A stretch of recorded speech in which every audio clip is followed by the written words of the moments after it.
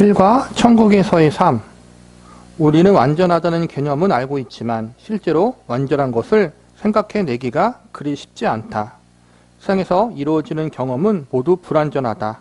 주님을 알고 사랑하는 성도들은 스스로의 불완전함을 느낄 때가 많다. 물론 우리의 육체도 불완전하지만 이는 비단 육체의 불완전함만을 의미하지는 않는다. 우리를 곤혹스럽게 하는 불완전함의 실제적인 문제는 우리의 마음에서 비롯된 부패한 본성이다.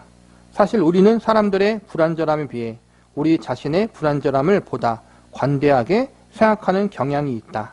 실상 우리는 스스로의 불완전함을 숨기려고 한다. 그러나 마음으로는 우리 자신이 죄로 인해 불완전한 상태에 놓여 있음을 부인하기 어렵다. 오라 나는 공고한 사람이로다. 이 사망의 몸에서 누가 나를 건져내랴. 이렇게 탄식했던 바울의 심정에 공감하지 않을 성도가 과연 어디에 있겠는가. 그러나 우리만 고통스러운 것이 아니다. 온 우주가 죄의 결과로 인해 신음하고 있다. 바울은 피조물이 다 이제까지 함께 탄식하며 함께 고통을 겪고 있는 것을 우리가 아느니라라고 말했다. 세상에서의 모든 경험이 불완전한 이유가 바로 여기에 있다. 모든 피조물은 죄의 저주 아래 신음하며 저주가 사라질 마지막 때를 갈망한다. 그날이 오면 모든 것이 완전해질 것이다. 더 이상 피조물의 고통과 슬픔과 탄식을 들을 수 없을 것이다. 이사야는 여호와의 성령함을 받은 자들이 돌아오되 노래하며 시온에 이르러 그들의 머리 위에 영영한 시락을 띠고 기쁨과 즐거움을 얻으리니 슬픔과 탄식이 사라지리로다라고 예언했다. 뿐만 아니라 우리도 완전해질 것이다. 영혼과 육체가 아무 흠이 없는 완전한 상태가 될 것이다. 사도 요한은 사랑하는 자들아 우리가 지금은 하나님의 자녀라 장래에 어떻게 될지는 아직 나타나지 아니하였으나 그가 나타나시면 우리가 그와 같은 줄 아는 것은 그의 참모습 그대로 볼 것이기 때문이라고 말했다. 그러나 지금은 그때의 일을 상상할 수 없다. 아직 나타나지 않았기 때문이다. 하지만 우리는 장차 그리스도처럼 완전해질 것이다. 아들이신 예수 그리스도의 형상을 본받은 것 바로 그것이 하나님이 영원 전에 우리를 선택하신 목적이다. 곧 창세 전에 그리스도 안에서 우리를 택하사 우리로 사랑 안에서 그 앞에 거룩하고 흠이 없게 하시려고 라는 말씀도 그 점을 분명히 밝혀준다. 하나님은 우리 안에 착한 일을 시작하셨고 그리스도 예수의 날까지 충실하게 그 일을 진행시켜 나가실 것이다. 그리고 장차 그리스도를 뵙게 될 때 우리는 즉시 완전해질 것이다. 왜냐하면 그분을 있는 그대로 뵙게 될 것이기 때문이다. 천국은 완전해진 의인들이 거하기에 가장 완벽한 곳이다. 완전함은 우리를 거룩해 하시는 하나님의 사역, 즉 성화의 궁극적인 목적이다.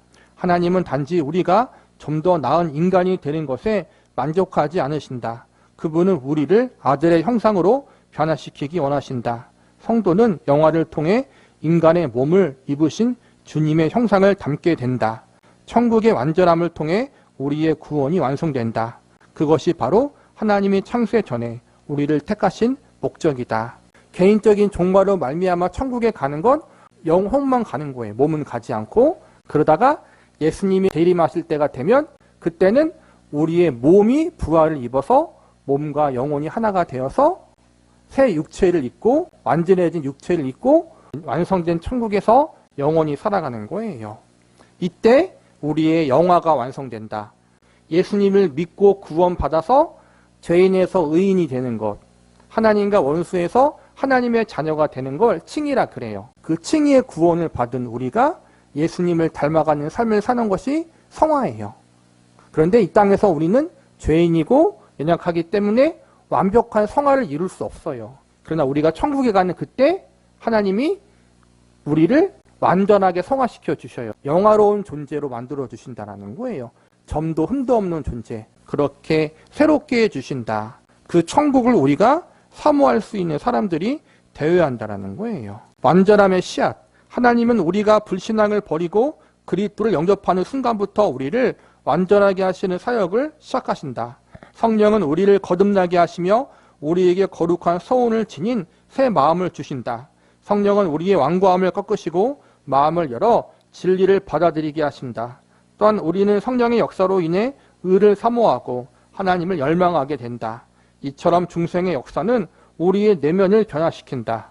그리고 그때부터 하나님은 우리의 삶에서 일어나는 선악간의 모든 일을 통해 우리를 그리스도의 형상으로 변화시켜 나가신다. 신분상으로 우리는 이미 의롭다함을 받았다.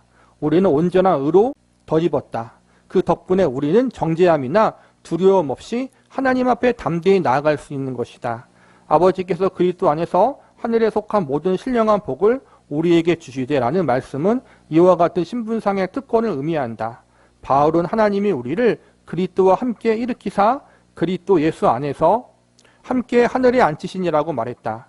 이 말씀 역시 하나님은 은혜로 우리에게 자녀의 신분을 허락하신 것을 의미한다. 우리는 아직 천국에서 그리스도와 함께 있는 것은 아니다. 하지만 하나님의 영원한 법정에서는 이미 우리에게 그와 같은 높은 법적 직위가 수여되었다. 그러나 하나님은 그것에 멈추지 않으신다. 하나님은 우리를 법적으로 의롭다고 선언하신 후에 예수 그리스도의 형상으로 변화시켜 나가신다. 법적 지위가 완전해졌으니 이제 실제로 완전해지는 과정이 남아있는 셈이다. 천국은 거룩한 장소다. 우리가 거룩해지지 않으면 그곳에 거할 수 없다. 이런 점에서 칭의의 축복은 우리가 예수 그리스도의 형상을 온전히 본받게 될 것을 보증하는 하나님의 약속이다. 바울은 의롭다 하신 그들을 또한 영화롭게 하셨느니라고 심주어 말했다. 그리스도의 형상을 담을 수 있는 씨앗은 회심의 순간 심겨진다. 골로새서 2장 9절과 10절은 우리가 그리스도 안에서 충만해졌다고 말씀한다. 베드로는 생명과 경건에 속한 모든 것을 성도에게 주셨다고 덧붙였다. 성도의 영혼에는 하나님의 생명을 비롯하여 천국의 삶에 필요한 모든 것이 거한다. 영생의 원리가 이미 성도 안에 존재하는 것이다. 이는 성도가 천국의 삶을 지금 현재에도 소유하고 있음을 의미한다. 성도는 이미 죽음에서 생명으로 옮겨졌다. 때문에 우리는 이미 새 사람이다. 우리는 죄에서 해방되어 의의 종이 되었다. 우리는 죄의 삭슬 받는 대신 영생의 선물을 받았다. 영생은 풍성한 삶을 의미한다.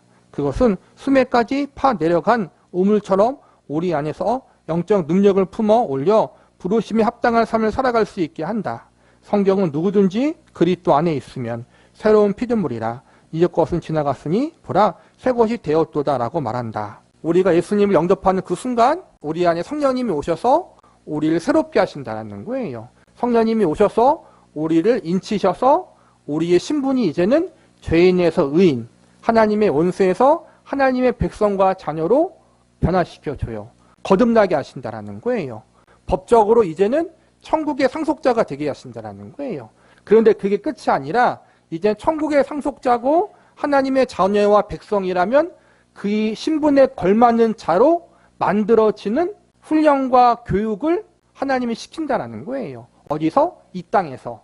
성령님이 우리 안에 계시사 우리를 성화된 사람, 하나님의 자녀와 백성으로서 합당한 믿음의 자리에 이를 수 있도록 우리를 인도하신다는 거예요. 그래서 우리가 겪는 삶의 모든 과정을 통해서 좋은 일이든 나쁜 일이든 실패든 성공이든 넘어짐이든 아니면 형통함이든 실수든 아니든 그 모든 것들을 통해서 나를 훈련시키사 하나님을 더 의지하고 알아가고 닮아가는 믿음의 사람으로 우리를 만들어 주신다.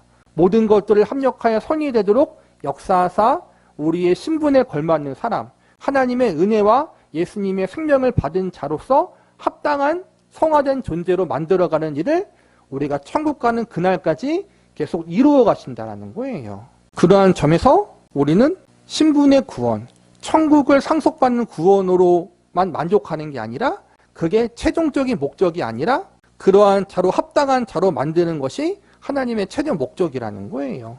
천국에 갈 때 그게 완성되겠지만 이 땅에서 천국 가는 그 기간이 있잖아요. 예수님 믿고 바로 죽어서 천국 가지 않잖아요. 그 기간 동안 살아있는 동안 우리가 성숙과 하나님을 더 닮아가는 모습, 성화된 모습을 위해 하나님이 계속적으로 우리를 연단시키시고 훈련시키신다. 천국에서 하나님을 알아가는 것도 중요하지만 이 땅에서 미리 하나님을 더 알아가고 닮아가고 사랑하는 걸 더 원하시는 것 같아요. 하나님이. 그래서 하나님이 우리를 이 땅에서 아직 남겨두사 그렇게 훈련시키는 것 같아요. 바로 천국에 안 데려가시고. 그게 하나님의 뜻인 것 같아요. 예수님의 생명을 받은 자로서 합당한 존재로 만들어가는 것. 어차피 천국에서 완성될 건데 굳이 왜 이 땅에서 그렇게 훈련시키시나? 저도 아직 완벽한 답을 모르겠어요. 어차피 천국에 가면 완성되는데, 근데 바로 천국에 데려가지 않은 이유는 이 땅에서 성화되어지는 모습을 하나님이 기뻐하시기 때문인 것 같아요. 그래서 우리가 천국에 가기까지 천국의 백성으로서 합당한 수준에 이르는 훈련을 받는다. 그게 성화다. 하지만 아무리 경건한 성도라 하더라도 항상 새 사람처럼 보이지 않는다. 사실 우리 자신도 늘 새로운 피조물이 된 듯한 느낌을 갖지 못한다. 솔직히 그리스도가 말씀하신 생수의 강이 흘러 넘치기보다 죄에 사로잡혀 무력한 삶을 살아갈 때가 더 많다. 우리는 성령의 처음 익은 열매를 받았으면서도 속으로 탄식하며 살아간다. 우리는 일생 동안 탄식을 중단하지 않는다. 신앙이 매우 성숙한 사도조차도 로마서 7장 24절에서 오라 나는 공고한 사람이로다 이 사망의 몸에서 누가 나를 건져내랴 하고 탄식했다는 사실을 기억해야 한다. 우리는 나사로처럼 여전히 수유를 입고 있는 상태다. 즉 우리는 아직 육신에 속박되어 있다. 성경에서 육신은 말 그대로 육체를 가리키지 않는다. 그것은 우리의 몸이 영화롭게 될 때까지 우리 안에 잔존해 있는 부패한 생각과 습성을 가리킨다. 바울은 육신과 영을 구분했다. 하지만 그의 구분은 물질적인 것과 비물질적인 것을 구분하는 영지주의와 뉴에이지 세상의 이론론과는 전혀 무관하다. 바울이 말하는 육신은 죄의 성향을 의미한다. 심지어 구원받은 사람에게도 그러한 본성은 여전히 남아있다. 때문에 바울은 로마서 7장에서 자신의 경험을 바탕으로 이 문제를 분명히 지적했다. 내가 행하는 것을 내가 알지 못하노니 곧 내가 원하는 것은 행하지 아니하고 도리어 미워하는 것을 행함이라. 만일 내가 원하지 아니하는 그것을 행하면 내가 이로써 율법이 선한 것을 시인하노니 이제는 그것을 행하는 자가 내가 아니요 내 속에 거하는 죄니라. 내 속 곧 내 육신에 선한 것이 거하지 아니하는 줄 아노니 원함은 내게 있으나 선을 행하는 것은 없노라. 내가 원하는 바 선은 행하지 아니하고 도리어 원하지 아니하는 바 악을 행하는도다. 만일 내가 원하지 아니하는 그것을 하면 이를 행하는 자는 내가 아니요 내 속에 거하는 죄니라. 그러므로 내가 한 법을 깨달았노니 곧 선을 행하기를 원하는 나에게 악이 함께 있는 것이로다. 사도 바울이 말한 육신의 의미가 본문 마지막 구절에 잘 드러나 있다. 그는 내가 한 법을 깨달았노니 곧 선을 행하기 원하는 나에게 악이 함께 있는 것이로다라고 말했다. 여기서 말하는 법이 곧 육신이다. 바울은 내 지체 속에서라는 말로 이 법이 자신 안에 존재하면서 율법에 의해 복종하려는 마음과 싸워 내 지체 속에 있는 죄의 법이 나를 사로잡는 것을 보는도다라고 말했다. 우리 안에 내주하는 죄의 법은 거듭나기 전에 인생을 살아오면서 우리가 구축한 모든 악한 습관과 사고방식을 아우른다. 이 육신의 영향력은 아직 온전히 제거되지 않았다. 세상에 사는 한 우리는 그 영향력 아래서 큰 고초를 겪는다. 기독교인은 일생 동안 육신의 행위를 죽이면서 살지만 죄의 원리는 우리가 영화롭게 될 때에 비로소 온전히 제거된다. 신자인 우리는 새로운 피조물이 되어 영원히 거듭난 덕분에 생명과 경건에 필요한 모든 것을 부여받았지만 우리 안에 살아남아있는 죄 때문에 그리스도 안에서 얻은 우리의 새로운 신분을 온전히 향유하지 못한다. 즉 우리가 천국에 가기 전까지는 죄와 끝까지 싸워야 한다는 거예요. 죄와 자유로운 순간이 한순간도 없다라는 거예요. 그래서 사도 바울이 오라 나는 공고한 사람이로다라고 그렇게 고백했던 것처럼 우리 역시 이 땅에서 아무리 큰 은혜를 받고 큰 기적을 경험해도 우리가 교만해져서 나는 이젠 죄와 안 싸워도 항상 이길 수 있어. 이렇게 말할 수 있는 상태가 아니라는 거예요. 잠깐 우리가 마음을 놓으면 죄의 유혹에 빠지고 하나님이 기뻐하지 않는 그러한 것을 추구할 수 있기 때문에 죄의 유혹과 죄의 미혹은 항상 우리 가운데 있기 때문에 우리는 주님 나라 가는 그날까지 죄와 항상 싸워야 한다. 천국에 가는 그날이 되어서야 우리가 죄에서 자유로울 수 있다. 다행인 것은 우리가 예수님 믿기 전에는 죄와 싸우면 100% 졌어요. 그런데 이제는 예수님을 믿은 이후부터는 성령님이 함께하기 때문에 우리가 죄와 싸울 수 있는 그러한 능력이 생겼다라는 거예요. 항상 승리하진 않아요. 우리가 궁극적으로는 승리하겠지만 그 과정 가운데 넘어짐도 있고 실패도 있어요. 그러나 궁극적으로 승리할 것이다. 우리는 바울처럼 속사람으로는 하나님의 법을 즐거워하되라고 말한다. 우리가 하나님의 법을 사랑하는 이유는 우리 안에 영생의 원리가 존재하기 때문이다. 하지만 수의로 온몸을 꽁꽁 동여맨 상태로 막 무덤을 빠져나온 사람처럼 우리는 여전히 육신에 속박되어 있다. 육신의 원리가 그리스도 안에서 얻은 새 생명의 원리와 서로 갈등을 일으켜 마음으로는 하나님의 법을 즐거워하지만 한 다른 법이 내 지체 속에 있는 죄의 법으로 나를 사로잡는 것이다. 이런 일이 어떻게 가능할까? 바울은 앞으로 우리가 죄로부터 해방되고 하나님께 종이 되었다고 말했다. 즉 죄의 속박에서 벗어났다는 것이다. 그런데 어째서 다시 죄의 법에 사로잡혀 있다고 말하는 것일까? 종이 된다는 것과 포로가 된다는 것은 의미가 전혀 다르다. 구원받지 못한 죄인들은 자발적으로 죄의 종이 되기를 원한다. 하지만 아직 완전히 영화롭게 되지 못한 성도는 적군에 사로잡혀 석방의 날까지 원치 않는 포로 생활을 하는 사람과 비슷하다. 죄는 우리를 괴롭힐 수 있지만 죽일 수는 없다. 죄의 권세는 이미 깨졌다. 그러나 성도에게는 아직도 죄가 남아있다. 또한 성도는 하나님의 법에 복종하기를 원한다. 따라서 비록 부패한 생각과 행동을 일삼던 습관에 치우칠 때가 적지 않더라도 우리는 이미 새롭게 되었다. 하나님은 우리의 안과 밖을 온전히 변화시키기 원하신다. 그분은 성도의 영혼에 영원한 생명의 씨앗을 심어주셨다. 우리에게는 하나님을 기쁘게 하고픈 새로운 마음과 능력이 주어졌다. 새 마음을 얻은 우리는 하나님을 사랑하려는 열정을 갖게 되었다. 그렇기 때문에 우리는 궁극적으로 은혜 안에서 성장해 나갈 수 있는 것이다. 바울은 성도 안에서부터 온전히 변화되어 가는 원리를 명쾌하게 설명했는데 고린도후서 3장에서 우리의 구원을 시내산에서 하나님의 영광을 목격한 모세의 경험과 대조시켰다. 바울은 고린도 성도들에게 모세가 율법을 수여하고 산에서 내려왔을 때 얼굴에 광채가 났었다는 사실을 상기시켰다. 그 광채는 너무 밝아서 백성들이 육안으로 바로 쳐다보기 어려웠다. 할 수 없이 모세는 수건으로 얼굴을 가려야 했다. 하지만 그것은 없어질 영광, 즉 일시적으로 반사된 영광이었다. 그와는 대조적으로 장차 우리에게 나타날 영광은 반사된 영광이 아니라 내면에서부터 직접 품어 나오는 영원한 영광이다. 바울은 우리가 수건을 벗은 얼굴로 거울을 보는 것 같이 주의 영광을 보매 그와 같은 형상으로 변화하여 영광에서 영광에 이르니 곧 주의 영으로 말미암음이니라라고 말했다. 하나님의 성령이 우리를 한층 더 높은 영광의 단계로 이끌어 주신다. 이 땅에서는 믿는 성도들도 죄에서 자유로울 수 없다라는 거예요. 실패할 수 있고 넘어질 수 있고 죄의 유혹에 넘어갈 수 있어요. 이것을 여기서는 포로된 상태라고 얘기해요. 종은 아니에요. 이미 우리의 신분은 하나님의 종이고 하나님의 자녀이고 하나님의 백성이에요. 우리가 실수하고 넘어지고 혹은 죄의 유혹에 빠진다고 해서 우리가 그 신분이 달라지는 건 아니에요.